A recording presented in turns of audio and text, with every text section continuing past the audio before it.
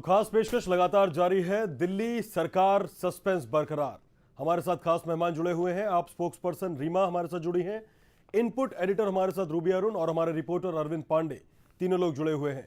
सबसे बड़ा सवाल कि सुप्रीम कोर्ट ने बार बार कहा है कि आप कोई जवाब दीजिए, लेकिन तारीख नजदीक आती जाती है और अचानक से दिल्ली के सियासी गलियारों में जो हलचल है वो तेज होती जाती है कि सरकार अब बनने वाली है, अब कुछ अलग होने वाला है, अब कुछ कार्यवाही आगे बढ़ने वाली है, लेकिन आगे कुछ नहीं होता। रीना जी, आपसे जानना चाहूंगा, आप और कांग्रेस मना कर चुकी हैं कि ठीक है सरकार भंग करो, जो राष्ट्रपति शासन है, और चुनाव कराओ। ये क्या लगता है, आखिर क्या सोच रही है बीजेपी, क्या चाहती है? देखिए सर, हम लोगों को तो समझ में नहीं आ रहा है कि बीजेपी और एलजी जो हैं वो ऐसा कौन सा गणित जानते हैं जो पूरी दिल्ली नहीं समझ पा रही है, पूरा देश नहीं समझ पा रहा है। जब इनके पास 31 एमएलए थे तब हर्षवर्धन जी ने कहा था कि हमारे पास नंबर्स नहीं है, हम सरकार नहीं बनाएंगे। अब 31 से 29 हो गए, तब भी ये सरकार बनाने की मतलब सही से कुछ पहल नहीं करते। तो आप ही बताइए, ऐसे कौन से ये गणित के विशेषज्ञ हैं जो किसी और को नहीं समझ में आ रहा है कि 67 एमएलए के उसमें 34 इनके पास कैसे आ जाएंगे, 29 से 34 कैसे हो जाएंगे? आप बताइए मुझे। हॉर्स ट्रेडिंग के अलावा कोई और तरीका है ही नहीं। अल्पमत की सरकार तब बनती है जब बाहर से कोई उनको सपोर्ट करता है। कांग्रेस ने मना कर दिया, आम आदमी पार्टी ने मना कर दिया, ये लोग कोर्ट के अंदर कुछ और बोलते हैं। कोर्ट के अंदर इन्होंने आज तक एफिडेविट नहीं लगाया कि असेंबली को भंग किया जाए, और कोर्ट के बाहर आके हमेशा बोलते हैं कि हम चुनाव के लिए तैयार हैं। अगर चुनाव के लिए तैयार हैं तो फिर करते क्यों नहीं चुनाव? अगर पूरे देश में मोदी जी की लहर चली हुई है तो दिल्ली में क्यों बीजेपी इतनी भाग रही है? इसलिए भाग रही है कि दिल्ली में बीजेपी के पास कोई नेता नहीं है। आप बताइए मुझे, जगदीश मुखी जी और अरविंद केजरीवाल को अगर आप कंपेयर करेंगे, आप किसी पे भी सड़क पे जाके किसी से पूछिए, साहब आप किसको वोट देंगे? अरविंद केजरीवाल को देंगे, जगदीश मुखी को देंगे? हर इंसान आपको ये बोलेगा कि अरविंद केजरीवाल को हम वोट देंगे। प्रॉब्लम यह है कि दिल्ली में बीजेपी के पास कोई स्वच्छ छवि वाला नेता है ही नहीं। जी बिल्कुल। रूबी, आपसे जानना चाहेंगे, रूबी हमारे इनपुट एडिटर हैं, उनके पास इसलिए दिल्ली बीजेपी बिल्कुल डरी हुई है। बिल्कुल ठीक कह रहे हैं आप। इस सवाल का जवाब लेते हैं। रूबी, आपसे जानना चाहेंगे, ठीक है महाराष्ट्र की बात करें तो दो पार्टियां समर्थन को तैयार हैं, यहां पर कैसे बहुमत दिखाएगी अगर अल्पमत की सरकार बन जाती है बीजेपी की? तो दीपांशु, महाराष्ट्र की स्थिति अलग थी। शिवसेना संघ के करीब रही है, शिवसेना पहले भी सहयोगी रही है। आम आदमी पार्टी कभी सहयोगी नहीं रही है भारतीय जनता पार्टी की, और वैचारिक मतभेद सिद्धांत के आधार पे जबरदस्त मतभेद इनके बीच रहा है। कांग्रेस के साथ जाने का सवाल ही नहीं होता है। तो ऐसी स्थिति में चाहे अनचाहे, मुझे जो लग रहा है, मैं अपने विचार व्यक्त कर रही हूँ जो स्थितियों का आकलन करने के बाद, मुझे लग रहा है कि चुनाव के अलावा कोई और रास्ता नहीं है। भारतीय जनता पार्टी दिल्ली में भी यकीनन जगदीश मुखी या किसी और नेता के नाम पे चुनाव नहीं लड़ेगी। जैसे हरियाणा और महाराष्ट्र का चुनाव नरेंद्र मोदी के नाम पे लड़ा गया, उसी तरह से दिल्ली का चुनाव भी नरेंद्र मोदी के नाम पे लड़ा जाएगा। लेकिन पिछले दिनों जो स्थितियां दिल्ली में रही हैं दीपांशु, जो सामाजिक और आर्थिक परिस्थितियां रही हैं, लोगों ने जो मुश्किलें झेली हैं, या जो अपराध की स्थिति रही है, आम आदमी की बात छोड़िए, पुलिस वाला भी पिटता मार खाता देखा गया है, हम लोगों ने खबरें भी चलाई हैं। तो ऐसी स्थिति में लोगों के मन में असंतोष पैदा हो रहा है। लड़कियों के साथ, खासकर मासूम बच्चियों के साथ प्ले स्कूलों में बलात्कार की भी बहुताई में घटनाएं हुई हैं। तो ये सारी बातें लोगों के जहन पे असर डाल रही हैं, और लोकतंत्र में इतने महीनों तक राष्ट्रपति शासन का होना, वो भी देश की राजधानी में, ये अपने आप में एक विडंबना की बात है। तो इन सारी चीजों ने लोगों के मन में असंतोष तो पैदा किया ही है। दिल्ली के लिए बहुत कोशिश करनी पड़ेगी भारतीय जनता पार्टी। अरविंद, थोड़ी देर में दिल्ली बीजेपी अध्यक्ष सतीश उपाध्याय मीटिंग करेंगे, क्या कुछ निकल सकता है आगे?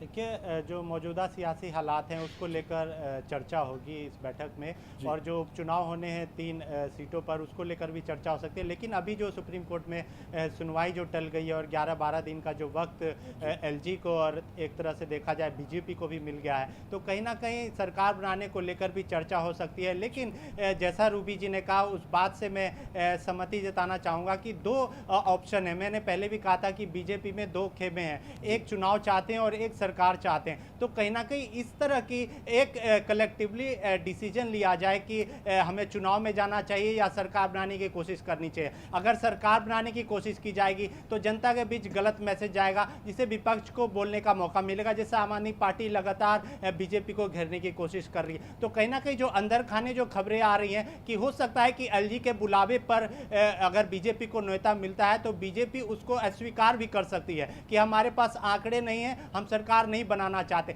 जैसा कि पहले जब नतीजे आए थे दिल्ली विधानसभा चुनाव के बाद, तब बीजेपी ने किया था, क्योंकि उस वक्त लोकसभा के चुनाव थे। तो कमोबेश अभी भी वही हालात हैं और वही स्थिति है, चुनाव के अलावा कोई ऑप्शन नहीं है। तो इस पूरे मौजूदा हालात को देखते हुए एलजी ने जो संभावनाएं तलाशने की बात कही है, वो निश्चित तौर पे एक एक करके तीनों दल से मिले या सर्वदलीय बैठक बुला के तीनों दल से इकट्ठे बात कर ले कि क्या मौजूदा स्थिति है, क्या बाहर से कोई समर्थन देगा बीजेपी को। और ऐसी स्थिति में बात सामने आम आदमी पार्टी बीजेपी के समर्थन में और कांग्रेस कि तो हम सपना भी नहीं देख सकते कि वो बीजेपी को समर्थन करे। तो ये कमोबेश स्थिति अभी बरकरार है। बीजेपी अपने पत्ते नहीं खोल रही, कहीं ना कहीं वो नरेंद्र मोदी या केंद्रीय नेतृत्व बिल्कुल ठीक है अरविंद पांडे जी। रूबी, बीजेपी पत्ते नहीं खोल रही, ये फैसला लेने में देरी कहीं भारी ना पड़ जाए, कोर्ट डायरेक्ट कोई आदेश ना दे, ऐसा मुमकिन है? देखिए, दिल्ली की स्थितियां बीजेपी के पक्ष में नहीं है तो बात ऐसे भी भारी पड़ रही है। राजनाथ सिंह ने दबी जुबान से जरूर कहा है कि अल्पमत की सरकार बनने की अगर स्थिति आती है, तो उन्होंने कहीं बयान दिया था आज किसी के पूछने पे, तो चुनाव ही एक रास्ता बचता है। तो मुझे लगता है कि भारतीय जनता पार्टी भी चुनाव में ही जाना पसंद करेगी, क्योंकि जिस दमखम के साथ भारतीय जनता पार्टी ने पूरे देश में चुनाव लड़ा, लोकसभा चुनाव लड़े, अभी अलग अलग राज्यों के चुनाव लड़े, तो ऐसी स्थिति में जब जन सेवा और राष्ट्र सेवा की बात भारतीय जनता पार्टी करती है और दिल्ली में अल्पमत की सरकार अगर बनाने पर राजी हो जाती है, तो फिर वो लोगों के सामने वो अपने सिद्धांतों और उसूलों की बात नहीं कर पाएगी। जिस तरीके से हमारे प्रधानमंत्री कहते हैं कि मैं आपका प्रधान सेवक हूं, फिर सत्ता लोलुपता की बात आगे आएगी। तो बीजेपी की स्थिति अभी थोड़ी सी विचित्र हो गई है, वो फंस सी गई है स्थितियों में। बीजेपी की ये कोशिश थी कि वक्त बीतता जाए, खींचता जाए और अगले साल जाकर के चुनाव हो, जब केंद्र सरकार की कुछ नीतियाँ लागू हो जाएँ और केंद्र सरकार के पाले में दिल्ली की जनता की राय आ जाए, लेकिन वो स्थिति हुई नहीं। अरविंद केजरीवाल ने अपील की और कोर्ट ने इस पर सुनवाई कर दी। हालांकि ये जो वक्त दिया है अगली सुनवाई और बीच में जो दरमियान इसके वक्त है, इसमें खरीद फरोख्त की राजनीति नहीं हो सकती, क्योंकि गिने चुने विधायक हैं, बहुत ज़्यादा निर्दलीय विधायक चुन के नहीं आए हैं जो भारतीय जनता पार्टी जिनको अपने पाले में करने की कोशिश कर सकती है। तो तमाम स्थितियों को आप देखें तो स्थितियाँ चुनाव होने की तरफ ही इशारा कर रही हैं। दीपांशु जी,